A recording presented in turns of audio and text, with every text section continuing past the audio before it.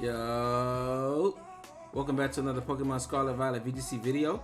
I'm your host, Jose Rocks, and today we're going to be getting into the new Regulation G rule set that just dropped.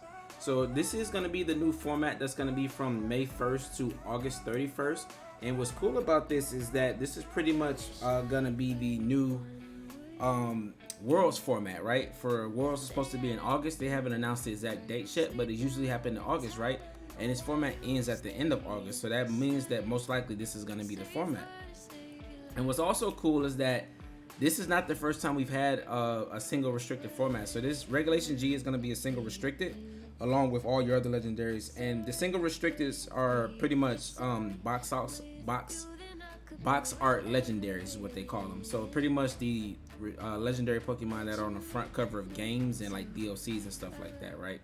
Outside of the Crown Tundra and stuff with Urshifu and Calyrex and all of them, right? Well, of course, Calyrex Ice, but I meant like well, Calyrex Ice is the box art restricted, but the Isle of Armor is what I'm talking about. I had Urshifu on the front of it, but Urshifu is not considered a box art, but Calyrex is. So this format is really cool because this is gonna mirror what we had back in Sword and Shield, which was pretty much Regulation 8, not Regulation 8, Series 8, Series 10, and Series 11, I believe. Series 10 being the only one that was different because you couldn't Dynamax. Dynamax was banned. And don't quote me on this, but I do believe that it was Series 8, Series 10, and Series 11, because Series 12 was the double restrictor, right, in the Worlds format. And Series 7 and 9 were both without restricteds. And that's when you were able to use like Glastrier and Metagross and Galarian Moltres kind of ran those formats, right, and Regieleki. So this is gonna be, so we're pretty much going Series 8, Series 10, Series 11, right? And we're able to use one restricted. So I kind of just wanted to take a look at the restricteds. I am gonna make another video, you know, just giving some quick little move sets on some fun team building ideas that I think that can work early on in this format. And on Showdown, if you go check Showdown Regulation G, the ladder is already up for Regulation G, which is really cool. So I'm excited to go ahead and hop on that pretty early. So we have Mewtwo, which is going to be, I think it's going to be really good. I don't think it's going to be great, but I think it can be usable now that it has terrestrialization to get rid of that abysmal type in Psychic. And Mewtwo has a lot of coverage options, right? So he gets like Flamethrower, Ice Beam, Thunderbolt. Like he's going to be fun to like terrestrialize to a lot of different things. So that's going to be interesting. Lugia is going to be really fun to use. It's going to be like one of those really bulky stall type mons, but it can really take advantage of terrestrialization with multi-scale and, you know, just the setup with like Recover and the type and Calm Mind, things like that. So it can be really hard to remove an Aero Blast. I think Ho-Oh is going to be excellent. It's going to be a good counter into like things like Flutter Mane that are going to be running around. With an Assault Vest, it can do pretty well into like Calyrex Shadow. It can beat Zacian. Zacian can't really hit it with close combat, Play Rough, or Behemoth Blade. And it does really well into Groudon. It's immune to the Precipice Blades. Of course, you can hit it with Rock Slide, but Ho-Ho's going to be able to Terra now to get away from that four times weakness to Rock. And the only thing it may struggle with is against like Kyogre, but you can always like go for like a Terra Grass and then just, you know, nuke the Kyogre with like a Terra Blast, like Helping Hand from like a Incineroar or something like that, right? And do pretty well into that. Kyogre and Groudon, of course, are going to run the format. I think they're always going to be really good. I think Groudon has a little bit more flexibility with the teammates it likes to run, because not only does it has like Chlorophyll users now and like Solar Power users, it also gets Photosynthesis users now, which is really cool in my opinion. Kyogre is still going to be good, but it's just not going to have as many teammates as Groudon is going to have. I think Rayquaza is going to be excellent. The fact that you can turn off weather is going to be so key for this Pokemon, and it also gets E-Speed, so it has a higher attack stat than Dragonite, right? So just think of like stronger E-Speed next to Chien-Pao, right? And of course you can fake it out, but like its ability still has, you can always just protect, right? It's not going to probably be running a Choice Band like Dragonite, but with Swords Dance or like a Life Orb, it's still going to be doing like a lot of damage with the option to protect, which is pretty, you're probably never going to run Choice Band on this because it can be faked out, right? And that's the only good thing about Dragonite is that inner focus prevents it from being faked out. That's why Choice Band is a good item on it. Dialga might not see play in my opinion because we have Origin Dialga, same with Palkia. I guess we'll see how they fit. Maybe they can kind of work like base Lunala and base Solgaleo, they can still be decent.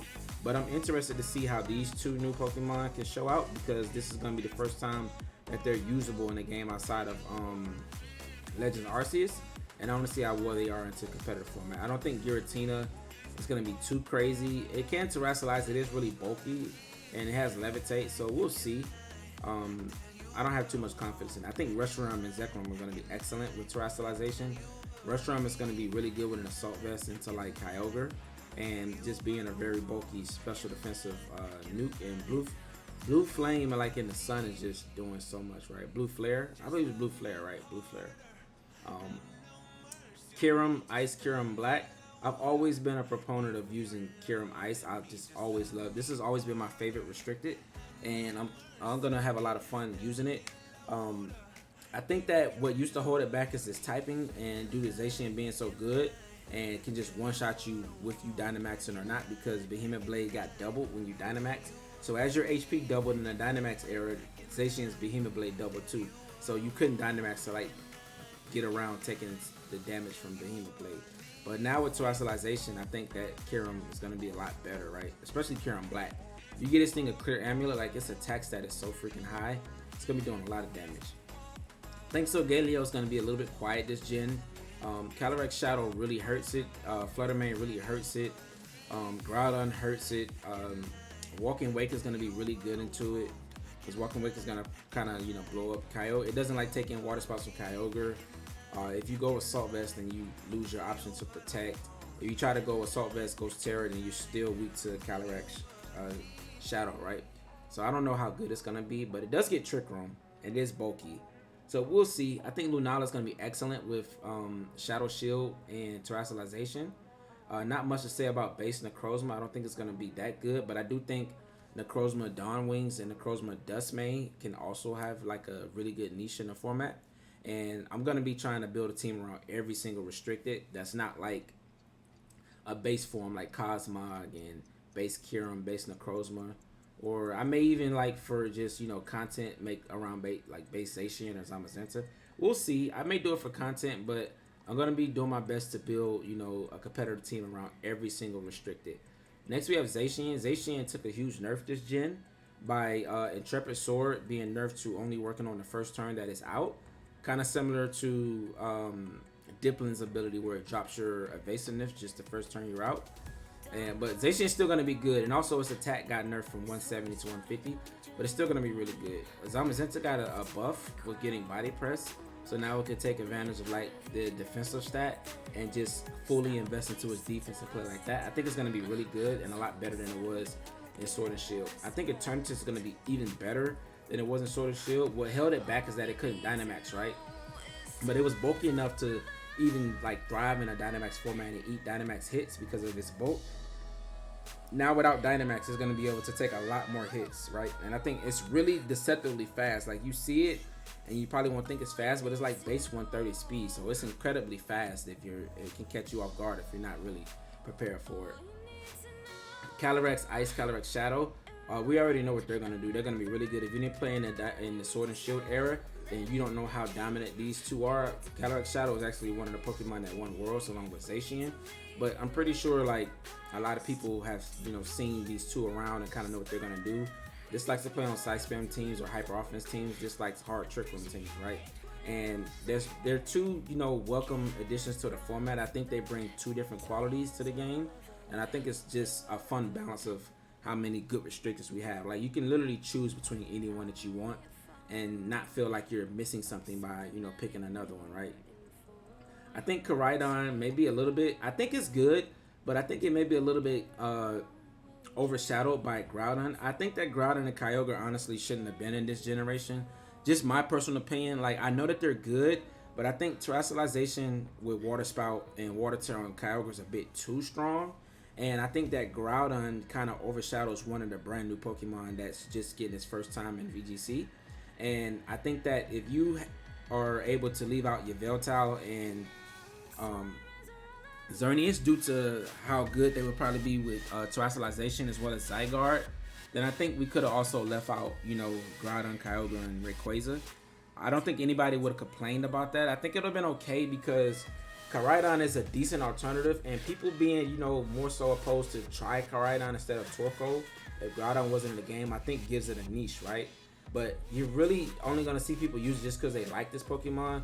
But it's always gonna be optimal to probably use Groudon because you don't just get one shot by Flutter, and Groudon doesn't have to always terrestrialize to survive a hit, and you never want your restricted to just be getting able to get one shot easily without terrestrialization, because now you always have to commit a terrestrialization, which kind of reduces your options that you can go for. Think of like I said, Kyurem Ice, like it just got one shot by Zacian, right? And that's why you didn't really see it. Like restricteds that can get one shot, then they usually kind of fall off a cliff. And you can run Focus Sash, but Focus Sash is much more wanted by a Pokemon that's not a restrictor, right? You can run, like Calyrex Shadow can make an excuse for using his Focus Sash because it's so strong and it gets a boost, but you really typically don't usually want to run a Focus Sash on your restricted due to they should be bulky enough to take hits, right? So I think that's kind of like the issue that Koraidon's going to run into, but I do believe that if Groudon, Rayquaza, and Kyogre weren't in the game, this Pokemon would be much more desirable, right? Similar to Miraidon, I think that it's going to be good. It's going to be fun and something, you know, people use to like counter Amoonguss with the electric terrain. But I think as time goes by, it'll kind of fall like to just being like maybe a middle ground restricted. Like I said, I do think that Groudon being in the format is really bad for it. While it does do good in the Kyogre, like it really doesn't want to see like Assault Vest Groudon, right? And it's forced to Terra. And then the Groudon is just carrying Heavy Slam, which is probably going to carry this generation due to Flutter Mane being in the format. Then if you Terra in the Fairy, which is probably the best Terra for this, now you just get Heavy Slam, right? And I'm not sure how heavy this is, but it's still going to get chunked by Heavy Slam. Last but not least, we have Terapagos. I think it's going to be really good. It's going to be on those bulky stall teams that use like Amoonguss and Center or like Porygon type stuff. I think it's going to be really fun to use, but I'm going to also try to build a team around it. I kind of need to watch a couple videos on how people play with it though, because I don't necessarily know how to play with this Pokemon myself. I haven't been playing like, you know, random battles off the rank ladder or outside of Showdown to where you can use this Pokemon or any of the restrictors, right? I kind of don't like to spoil the game for myself, so I just wait till they're announcing the format. But I need to watch a couple videos and then I'll know a little bit better how to use this Pokemon and like how its ability works and stuff like that. But I do know that to get the most out of it, you have to terrestrialize it. And then like its signature move like Terra Storm or something like that is like it's not resisted by anything, but also doesn't hit anything for super effective damage. And you just get like a lot of stat buffs. But we're gonna give it a try, see how good it is, and then I can, you know, let you guys know where it ranks once I, you know, create a ranking list. Also, I might do like a pre-regulation G tier list, just where I think like all the mons are gonna rank, and then after the first month, I'll go ahead and make a full rank tier list where pretty much I give a synopsis based off how they played in the first month. So that's gonna be it for this video. Of course, you know, the banned Pokemon are gonna be the Mythicals. We still haven't seen Petron yet, right? But maybe we'll get something like Series 13, like a regulation I or something like that, but like right before the end of Scarlet and Violet's before the new game come out and Scarlet and Violet's ending, they'll probably just give us the Mythicals, right? And then we get to play with like Deoxys and stuff like that. But we'll see. And Battle Bond Greninja, which is considered a mythical, or I guess, or it was banned. It's not a mythical, but it's banned. It's one of like the only mons that's not a mythical that's banned, which is funny to me. I don't think Battle Bond is that broken. I think if you have like things like Calyrex and Ice, Calyrex Ice and Calyrex Shadow, if they can get like a boost after KO on something, then why can't Greninja, right? Because Greninja's not even that good. But I don't think Battle Bond is broken. But that's gonna be it for this video. If you like this type of content, go ahead and leave a like for me, subscribe, turn those post notifications. We are chasing 500 followers and we are so close to it. But I will catch you guys in the next one. All right, deuces.